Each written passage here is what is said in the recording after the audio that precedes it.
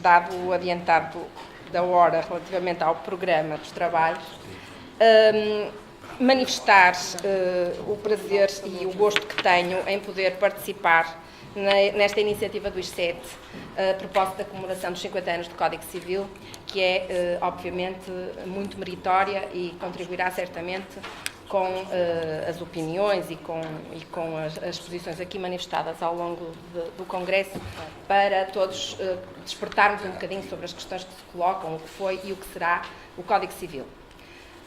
Cumpre-me, e muito brevemente, dizer algumas palavras sobre o regime substantivo e procedimental da adoção, falando, obviamente, da adoção, do regime jurídico da adoção previsto no Código Civil e da recente disciplina também do regime processual. Muito brevemente ilustro 4 parâmetros em que vou tecer algumas considerações breves, penso, a propósito da perspectiva histórica, para entendermos o que é hoje um pouco a adoção no nosso atual Código Civil, e aludir também, como não podia deixar de ser, às questões fundamentais no âmbito do regime substantivo e, finalmente, como disse, do regime processual. A adoção está definida no Código Civil, no artigo 1586, como sendo o vínculo que, à semelhança da filiação natural, mas independentemente de laços de sangue, se estabelece legalmente entre duas pessoas, nos termos do artigo 1973 e seguintes. Ora, daqui nós podemos extrair alguns requisitos fundamentais que vão servir de base, digamos assim, à desconstrução desta noção. Desde logo, é um vínculo legal, constituído obrigatoriamente por uma sentença judicial. Depois, trata-se, constituída a adoção por essa sentença, da constituição de um estatuto de direitos e deveres paternais e filiais entre duas pessoas, o adotado e o adotante. Vínculo esse que é independente de laços de sangue, por isso é que é um vínculo legal, portanto não tem necessariamente, não tem ligação consanguínea, e que visa, e muitos de nós esquecemos um pouco esta vertente, visa estabelecer ou criar uma estabilidade para a criança que, em princípio, não tem na sua família de origem um desenvolvimento psicossocial saudável, uma estabilidade psicossocial. Digo que muitas esquecem esta vertente porque focalizam simplesmente a adoção entre o adotante e o adotado, esquecendo de certa forma que a adoção também tem esta vertente social mais abrangente, que é a de permitir, de facto, ou de pretender ser uma medida para proteger as crianças, para lhes dar algo que não encontraram na sua família biológica. A propósito desta noção da adoção, debatem-se 3 vertentes sobre a sua natureza jurídica. A que defende o caráter negocial, o caráter público e uma defendida pelo professor Pereira Coelho e Guilherme de Oliveira como ato complexo ou misto. Claro que existem argumentos, sendo que a vertente negocial provém historicamente do instituto que na altura se previa no Código Napoleão, mas onde se admitia apenas a adoção de maiores. E fundamentava como fontes da relação da adoção relações jurídico-privadas. Claro que esta versão atualmente é objeto de várias críticas, com as quais, obviamente, nós concordamos, desde logo porque não está adequada ao nosso atual sistema, porque apenas, e atualmente, a nossa lei só admite a adoção de crianças até aos 15 anos de idade, exceção, depois veremos umas exceções pontuais. Além do mais, como crítica, apresenta-se ainda, e é cabal, o facto de a vontade é, obviamente, instrumental para a decisão que se vai tomar da adoção, que é, sem dúvida, uma decisão judicial, a sentença que constitui o vínculo adotivo. E, portanto, a sentença é apoiada na vontade e a vontade por si só não chega para constituir o vínculo. Depois, a que defende a vertente pública está sustentada, basicamente, no artigo 67 da Constituição, quando refere a família como um elemento fundamental da sociedade e que pretende que haja uma proteção e uma intervenção estatal através da adoção decretada, obviamente, por sentença judicial.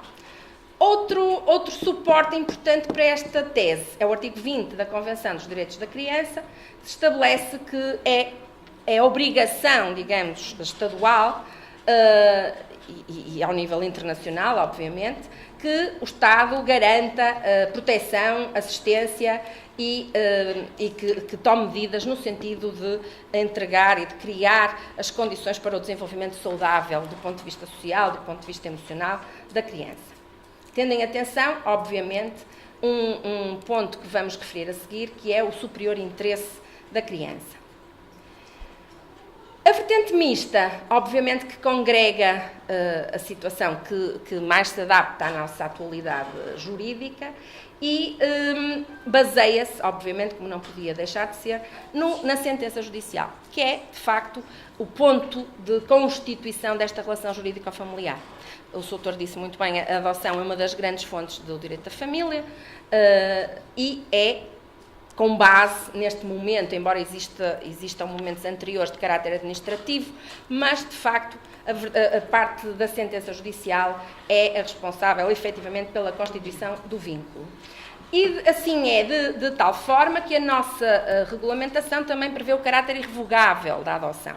A adoção, depois de decretada por sentença, não pode ser revogada, pode exclusivamente, eventualmente, conseguir-se com uma ação de revisão da sentença, mas com fundamentos muito limitados, nomeadamente ligados aos vícios do consentimento das pessoas para os quais a lei o exige para que seja decretada a adoção. Claro que o legislador, no âmbito da adoção, considera os vínculos biológicos e naturais importantes. No entanto, está aqui em equilíbrio, ou deve estar, aquilo que a criança não consegue junto da sua família natural, nomeadamente os tais afetos, as tais questões ligadas à sua educação, ao seu crescimento, à sua segurança e à sua saúde. E, portanto, criando ou proporcionando posteriormente adultos saudáveis do ponto de vista afetivo e psíquico. A nossa Constituição preocupa-se também, obviamente, com a adoção e foi introduzida na primeira revisão constitucional, em 1982, esta preocupação, nomeadamente traduzida em 2 pontos fundamentais. A adoção é vista, como eu dizia há pouco, como uma medida de proteção das crianças e visa a sua integração familiar de substituição. Aqui também a própria Constituição tem uma dicotomia que, por um lado, prevê a adoção neste sentido, por outro lado, também tem um princípio importante no âmbito constitucional, que é o de que as crianças não devem ser afastadas da sua família consanguínea. Só que temos aqui um fundamento para esse afastamento e é que realmente quando se constata que aquela criança, no seio da sua família natural ou biológica, não tem de facto as circunstâncias de crescimento que lhe permitam crescer como ela merece e como está previsto internacionalmente. Para além disso, esta dicotomia que nós podemos constatar na nossa Constituição, sendo certo que são 2 direitos constitucionais previstos constitucionalmente e depois há que fazer o juízo de valor sobre o que é que vai ceder ou não, sendo certo que para esse juízo as questões do familiares, da família natural, o contexto em que a criança está inserida na sua família natural não seja, de facto, o contexto ideal para o crescimento dela. Bom, para entendermos um pouco o contexto que temos atualmente, uns breves dados sobre a perspectiva histórica deste Instituto no âmbito do direito civil português. Tendo em atenção que há aqui algo que, à partida, não está em conexão. nomeadamente porque temos assistido, e vamos já também falar sobre isso, temos assistido a uma evolução do tratamento do regime jurídico da adoção, tendo em atenção a flexibilização até de alguns requisitos, tendo em atenção a tomada de medidas legislativas importantes que visem tornar mais célere e, de certa forma, facilitar o processo de adoção, que todos temos um bocado a ideia de que é tradicionalmente demorado e não cumpre, digamos assim, o seu propósito em termos de celeridade. Estes dados que aqui temos, em 2011 registou-se um total de 2.243 candidatos adotantes para um total de 561 crianças em situação de adotabilidade. Esta situação de adotabilidade é definida administrativamente pelos órgãos, pelos organismos da Segurança Social, em crianças que já foi dada a confiança administrativa a alguns candidatos e que se entende que há compatibilidade ou possível compatibilidade entre o interesse da criança e as capacidades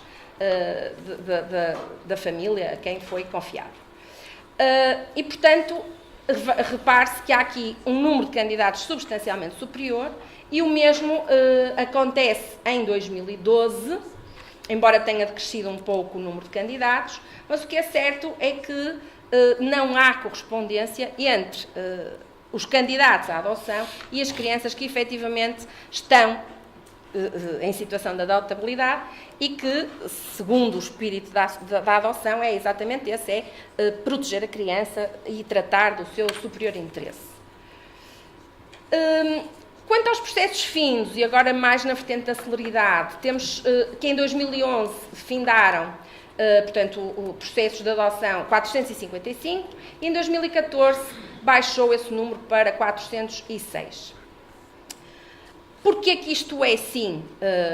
Obviamente que isto tem raízes históricas que nós tentamos traçar, ainda que de forma breve, e nomeadamente uma importante que é no interesse de quem é que a adoção começou por ser prevista. E diz-se, nomeadamente no século XII, que o interesse fundamental, e isso durou até à altura do Código do Visconde de Seabra, que, como sabemos, retirou a adoção da sua previsão, e, portanto, o interesse fundamental, patente na altura, entre o século XII e o século XVI, era o interesse do adotante. Portanto, o interesse em contornar situações relativas, por exemplo, a problemas de infertilidade, o interesse em perpetuar o nome, o interesse em legitimar sucessões, portanto, a sucessão do património, etc. Portanto, a preocupação central era o adotante. Continuou, como disse, entre os séculos XV e XVI a acentuar-se essa vertente, mas começou-se a reconhecer que eram objetivos demasiado aristocráticos, criar uma situação de filiação fictícia para assegurar interesses patrimoniais de famílias abastadas, portanto chocava um bocadinho, nomeadamente depois, posteriormente, em 1867, que levou a que se retirasse ou que se eliminasse da previsão do Código Civil de 1867 o Instituto da Adoção. Renasceu no século XX, obviamente com o Código de 66, ainda que de forma embrionária, que só veio depois a consolidar-se em 1977, através do Decreto-Lei 49.496/77, que fez uma regulamentação mais intensiva da adoção, mas tentando, de certa forma, dinamizar os seus objetivos e centrando-os agora com um outro fundamento, que é o superior interesse da criança. Esta questão foi influenciada internacionalmente, nomeadamente pela Convenção das Nações Unidas sobre o Direito das Crianças, em que Portugal foi um dos primeiros países aderentes, E depois, em fevereiro de 1990, a Convenção Europeia em matéria de adoção de crianças, que também foi ratificada por Portugal. Isto levou, de facto, a que o ordenamento jurídico português se debruçasse mais sobre a definição do regime da adoção por estes diplomas que eu me tenho de referir e que são, mais ou menos cronologicamente, os decisivos em termos de regime de adoção e que constituem alterações, obviamente, também ao Código Civil. Relativamente ao regime propriamente dito, foi substancialmente alterado e vamos nos centrar agora, como eu disse, na última lei, que é a Lei 143 de 2015, de 8 de setembro, e que veio alterar, de alguma forma substancial, o regime da adoção no nosso Código Civil. Esta lei veio também estabelecer o novo regime jurídico processual da adoção. Ou seja, veio clarificar os passos, as competências, as fases pelas quais passa o processo de adoção. Houve aqui uma alteração de fundo, que é a eliminação da adoção restrita. Existiam duas modalidades de adoção, a adoção plena e a adoção restrita, e a adoção agora é, digamos, unitária, e o regime equivale ao que anteriormente estava previsto para a adoção plena. Há apenas agora uma dicotomia, que é a que distingue nesta lei, a que distingue entre a adoção internacional e a adoção interna, sendo que o critério distintivo é, obviamente, se há ou não mudança de residência habitual do menor, da criança, peço desculpa, mais correto. A nossa atenção, obviamente, que agora se vai centrar na adoção interna, e não temos tempo para abordar a outra vertente, e sendo, então, que a única distinção ao nível da adoção interna é que se faz entre a adoção conjunta e a adoção singular. Portanto, a adoção conjunta, quando é proferida a sentença atribuindo ou criando o vínculo simultaneamente ao adotando e a duas pessoas em conjunto, e, portanto, essa é a adoção, digamos, mais comum, que reflete a ideia legal que diz que o vínculo da adoção deve equivaler à filiação natural e, portanto, é, digamos, aquela em que todos mais pensamos por própria definição da lei. E a adoção singular é decretada apenas a um candidato que se torna adotante e é só, a qualidade de filho é de uma única pessoa. Já falei sobre isto, portanto, a nova lei veio fazer esta grande alteração no sentido de eliminar a adoção restrita. Muito brevemente, e porque não voltarei a falar sobre isso, a adoção restrita tinha algumas limitações e permitia algumas relações com a família biológica do adotado.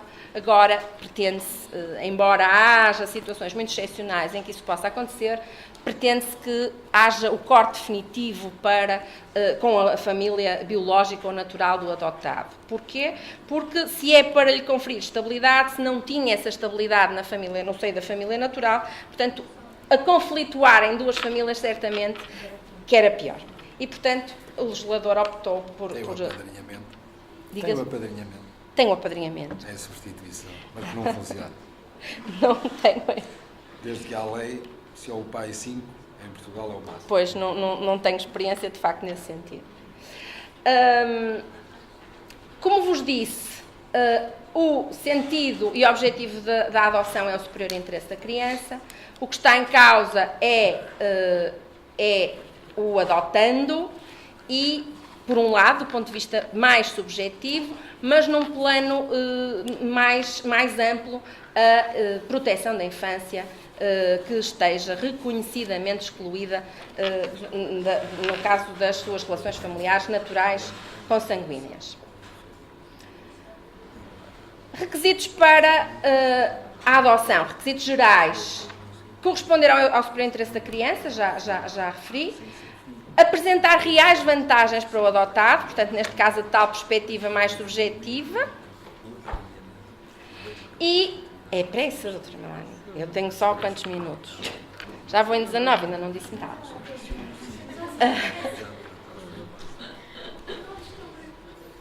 Não é pressa. Pronto. Pensei que me estava a dizer mais devagar. Pronto. Fundada em motivos legítimos, claro que esta legitimidade é ferida pelos dois requisitos anteriores, e não envolver sacrifícios injustos para os filhos do adotante. Outra preocupação importante do legislador é que a família natural do adotante não seja, não surja da adoção nenhum sacrifício injusto, de tal forma que a lei considera que os filhos, se tiverem mais de 12 anos, devem ser ouvidos. Não é necessário consentimento, mas devem ser ouvidos. Diz-se ainda, como requisito, que deve ser decretada, se for razoável supor que entre adotante e adotado se estabelecerá um vínculo semelhante ao da filiação. Este vínculo semelhante ao da filiação é exatamente a adoção conjunta e aquilo que o legislador pretende, alegadamente, que depois poderemos questionar se é correto ou não, é criar, digamos, entre o adotante e o adotado, esse vínculo igual de substituição. Ou seja, a relação que resulta do facto de se ter decretado por sentença judicial a adoção deve ser uma relação substitutiva e equiparada em tudo à relação familiar natural. Se isto será bom, se não será, se devemos ou não pensar na adoção como algo autónomo, que tem também, para além do objetivo individual, o tal objetivo comum, o tal objetivo mais alargado em termos sociais, que é o de proteção, e, portanto, porquê de calcarmos tanto a relação da adoção na relação natural? Portanto, é uma questão que se debate e que deixamos à consideração. Continuando nos requisitos, o adotando tenha estado previamente ao cuidado do adotante, por forma a se poder avaliar se é conveniente a constituição do vínculo adotivo. Esta estar ao cuidado do adotante é, basicamente, através de dois processos que a lei refere, que é a confiança administrativa, a confiança judicial ou a confiança de promoção e proteção com vista à futura adoção, que é uma medida, aliás, que pode ser decretada pelos senhores juízes no âmbito dessa lei de promoção e proteção. Não vou mais falar-vos do superior interesse da criança, já vos disse. Isto também já falei, que é sobre a questão do modelo da imitação da família natural. Eu tenho este vício de me antecipar aos slides, desculpem lá, mas vão falando. E o artigo 1980, que permite, como eu digo, a adoção apenas se as crianças tiverem sido confiadas ao adotante pela via da confiança administrativa, judicial ou promoção e proteção de confiança com vista à futura adoção. Quem pode ser adotado? Crianças confiadas, obviamente, como acabamos de dizer, pela via da confiança administrativa, judicial ou promoção, salvo se tratarem de filhos do cônjuge do adotante. Crianças filhas do cônjuge do adotante. Crianças que tenham menos de 15 anos à data do requerimento judicial de adoção. Atenção que, processualmente, temos aqui dois momentos. O momento em que se inicia o processo administrativo e o que está aqui a referir-se, estamos a falar 15 anos à data do requerimento judicial. O requerimento judicial só poderá ser feito posteriormente ao decurso do processo administrativo. Admite-se, no entanto, que, tendo menos de 18 anos, não sendo emancipado e não tem idade superior a 15 anos, tenha sido confiado aos adotantes ou a um deles, se o adotante for filho do cônjuge. Portanto, aí é uma das situações que eu referi há pouco, pode ser adotado tendo menos de 18, mas mais de 15. O artigo 1979 refere quais os requisitos a que o adotante ou adotantes, se for conjunta, devem responder para assumir tal posição. Nomeadamente, casados há mais de 4 anos, isto foi ao longo do tempo. Este período foi variando, agora está em 4 anos, serem não separados judicialmente pessoas e bens ou de facto, e sendo necessário que ambos tenham mais de 25 anos de idade.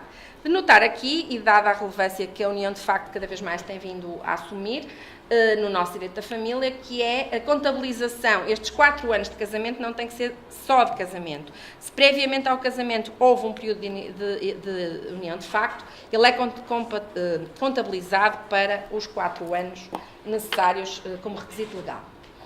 No caso da adoção singular, deve o adotante ter mais de 30 anos, salvo se for filho do seu cônjuge, em que se exige apenas os 25 anos de idade. Há também um duplo limite máximo quanto à idade do adotante. Claro que não se aplicará se for filho do adotante, do cônjuge do adotante. Não poderá o adotante ter mais de 60 anos, considerados a data em que a criança lhe é confiada, mediante confiança administrativa ou outro tipo que aí já vimos referindo. A diferença de idades, e é o tal duplo limite, entre o adotante e o adotando não pode ser superior a 50 anos quando o adotante completar 50 anos de idade. Ou seja, se tiver 50 anos de idade quando a criança lhe é confiada, a diferença relativamente à idade do adotante não pode exceder 50 anos.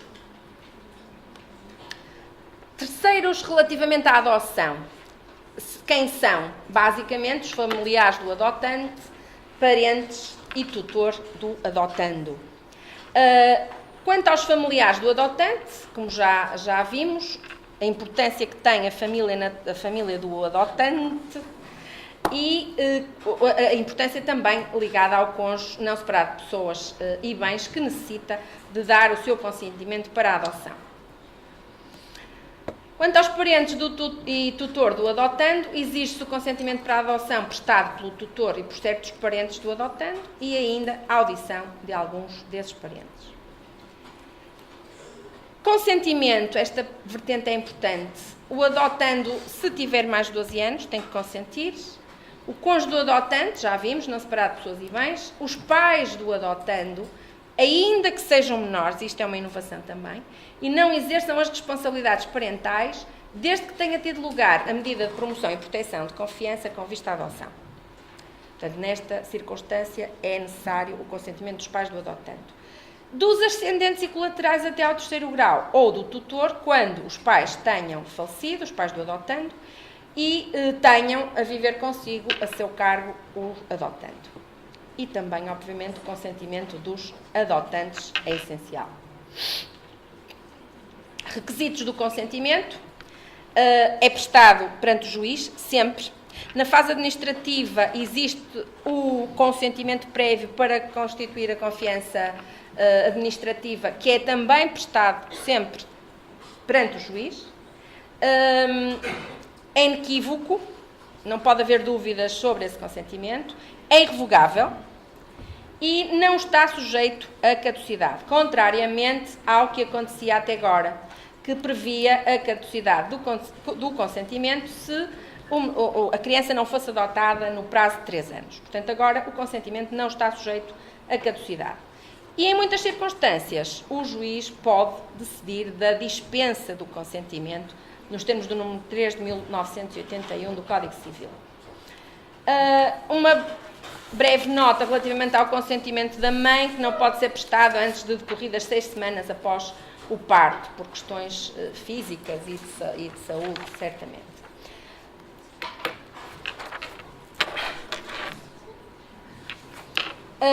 A audição obrigatória pelo juiz, como já vimos em determinados casos, eu vou avançar porque aqui a minha ilustre colega me diz que eu tenho 1 minuto, mas não sem falar sobre esta questão de 1987, que eu acho determinante, que é a questão de não poder ser estabelecida nem provada a filiação natural do adotado se fora, do processo preliminar de casamento.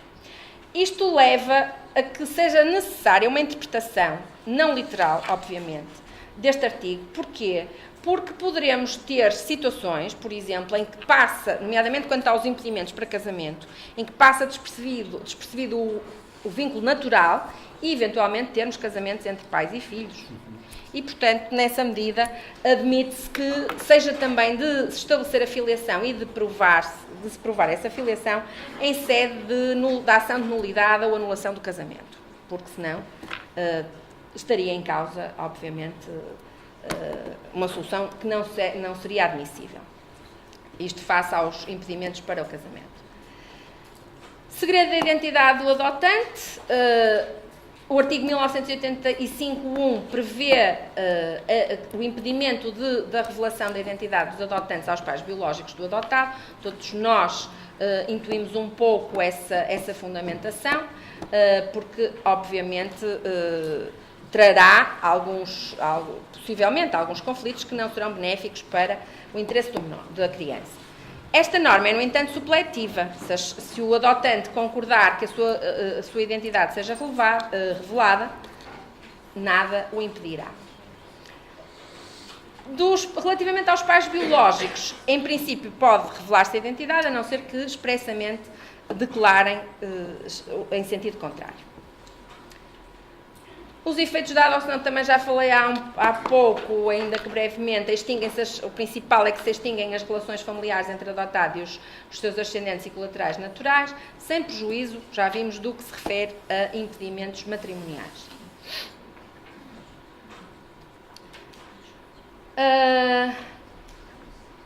Isto também é uma situação de exceção. Procedimentos, muito simples e muito breve. O regime jurídico do procedimento para a adoção, também introduzido pela Lei 143 de 2015, refere-nos que este procedimento, ou este processo, é secreto, tem caráter administrativo na sua fase preparatória de ajustamento do adotando à criança e na sua fase judicial, que é a fase final. A fase preparatória abarca, nos termos do artigo 40, o estudo e caracterização das crianças que estejam em condições de adotabilidade, a formação, a avaliação e a seleção dos candidatos a adotantes e declara quais são as crianças em situação de adoção, de adotabilidade, que depois vão integrar obrigatoriamente as listas nacionais. Existe uma lista nacional de adotantes e de crianças em situação de adotabilidade. Este processo, como eu disse, inicia-se administrativamente nos organismos da Segurança Social ou instituição particular autorizada. Em Lisboa é a Santa Casa da Misericórdia. E visa, basicamente, nesta fase, emitir-se parecer sobre a candidatura e, nomeadamente, sobre os traços de personalidade e saúde dos candidatos e, eventualmente, o vínculo a criar com a criança. Este processo termina com uma decisão de aceitação ou rejeição da candidatura, que é comunicada aos candidatos, sendo certo que a decisão de rejeição está sujeita a recurso para o Tribunal. A aceitação determina obrigatoriamente que haja a inscrição nas tais listas nacionais de que eu falava. A fase de ajustamento é chamada uma organização do período de transição e é o acompanhamento e avaliação do período de pré-adoção. E neste período afere-se na pesquisa das listas nacionais e faz-se um juízo previsível de eventual compatibilidade entre as capacidades dos adotantes, dos candidatos a adotantes e das necessidades da criança. Essa confirmação, portanto, essa aferição tem que ser confirmada pelo Conselho Nacional de Adoção e inicia-se, feita essa confirmação, o período de transição, que não deve exceder 15 dias. Este período é para proporcionar encontros entre os candidatos à adoção e a criança. E para aferir se há indícios favoráveis a que se eventualmente formalize posteriormente a adoção. Terminar esse período de transição sem que haja nenhum facto impeditivo, o período seguinte é o de pré-adoção. E nesta fase, os candidatos selecionados para a adoção tomam a criança a seu cargo, nomeadamente através da confiança administrativa ou medida de proteção, de promoção e proteção da confiança. Esta situação de pré-adoção dura até que seja decretada a adoção por sentença judicial. E com a confiança administrativa é também atribuída aos candidatos a adotantes a curadoria provisória da criança, deixando o exercício das responsabilidades parentais, sendo dessa forma suprido o exercício das responsabilidades parentais. E, portanto, ficando o candidato como curador provisório dos direitos com os direitos e deveres equiparados aos do tutor. No período de pré-adoção, a criança é acompanhada por entidades responsáveis pelos organismos de segurança social ou das instituições particulares autorizadas e a atenção centra-se, obviamente, na criança, procurando avaliar a viabilidade do estabelecimento da relação parental que se pretende. Este período não excederá 6 meses, excepcionalmente 9, sendo certo que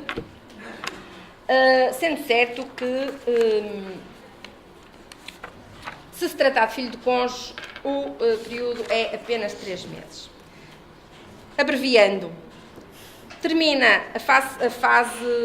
esta fase com uma decisão com o relatório dos organismos competentes sobre o seu parecer relativamente à adoção e sendo favorável, deverão apresentar requerimentos junto do Tribunal da Comarca. E entramos na fase judicial, que é a fase final, que é a da sentença judicial, que concretiza e constitui o vínculo. O artigo 60 do regime jurídico do procedimento de adoção admite ainda a possibilidade de acompanhamento pós-adoção a requerimento, inclusivamente, do próprio menor entre os 18 e os 21 anos. Muito obrigada pela atenção. Desculpem se vos mancei.